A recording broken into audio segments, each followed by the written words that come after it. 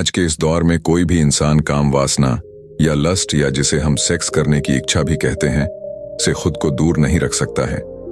बच्चे जैसे ही अपने बालपन से किशोरावस्था की ओर बढ़ते हैं, उनके शरीर में होने वाले हार्मोनल चेंजेस उनमें काम वासना को और जगह देते हैं, और यदि यह काम इच्छा नियंत्रण से अधिक हुई तो व्यक्ति का भविष्य एक अंधकार की ओर जाने लगता है। संस्कृत भाषा में एक कहावत बद्धी प्रचलित है कि अति सर्वत्र वर्जयेत। संस्कृत में कही गई इस बात का अर्थ यह है कि किसी भी चीज की अति हानिकारक होती है। मनुष्य में सेक्स करने की प्रवृत्ति कृत्रिम नहीं है। सेक्स करना हर इंसान के स्वभाव का एक अहम हिस्सा होता है। यह प्रवृत्ति इस संसार में जन्मे हर तरह के जीव और प्राणी में पाई जाती है। जीवों में उपस्थित सेक्स करने की प्रवृत्ति पूरी तरह प्राकृतिक होती है, लेकिन दुनिया में व्याप्त सभी धर्म में सेक्स और उससे जुड़ी काम भावना को लेकर उनके अलग अलग विचार हैं। धर्म से जुड़ी कई किताबों में सेक्स को लेकर उसकी विचारधारा को खुले रूप से व्यक्त किया है। सेक्स के मामले में कई धर्मों की सोच लगभग एक समान है। आइए जानते हैं अलग अलग धर्म काम वासना के बारे में क्या कहता है। 1. हिंदू धर्म।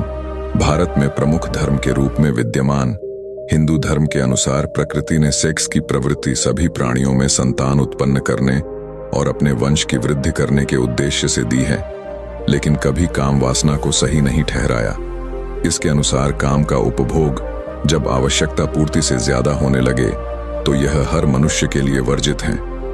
बौद्ध धर्म गौतम बुद्ध द्वारा शुरू किए गए इस धर्म में तो काम वासना को जीवन और खुशियों की राह का सबसे बड़ा बाधक बताया गया है।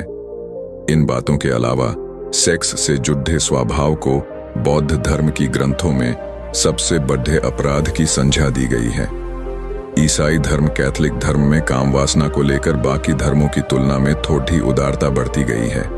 इस धर्म में काम वासना को गलत नहीं बताया गया है, लेकिन यह जरूर कहा गया है कि मनुष्य की जिंदगी में सेक्स विवाह के बाद हो तो उचित है, और इसमें भी यह ध्यान में रखना होगा कि सेक्स के चलते विवाह नियम में किसी भी तरह छेड़छाड़ न की जाए।